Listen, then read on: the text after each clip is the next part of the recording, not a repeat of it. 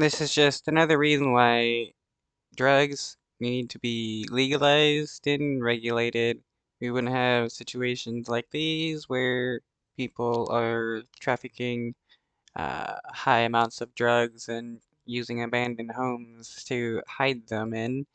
They would be regulated by somebody in a store. Under the heading, you don't really know what's happening behind closed doors. A frightening example of that tonight in Queens. At an abandoned house in the community of Belrose, a big-time drug dealer secretly in business and with an inventory of illegal drugs worth more than $10 million on the streets. And rent for this business? Not a dime. Here's Joe Torres.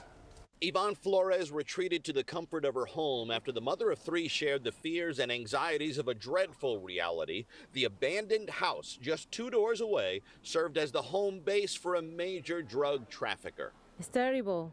It's terrible for me, for my family, that my son every day playing in the upside. At her office this morning, Queens District Attorney Melinda Katz displayed just some of the confiscated drugs found in the 2-story house on 88th Road in Belrose, all with a street value of more than $10 million.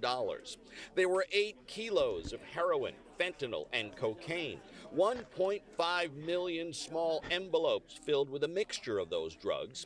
Investigators also found handguns, gun parts, and hundreds of rounds of ammunition. We can't even begin to Wow, this was like a major operation with a number of people open. calculate how many lives would have been cut short, how many lives would have been ruined had these lethal narcotics and weapons hit the streets.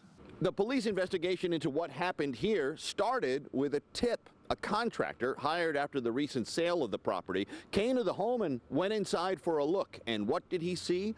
Gun parts, firearms, drugs. He immediately called 911.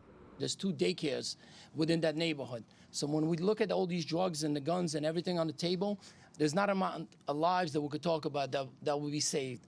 Investigators captured video of Victor Rodriguez entering the home holding coolers apparently filled with kilos of drugs. Last Friday, police arrested the 43-year-old on multiple drug and gun charges. If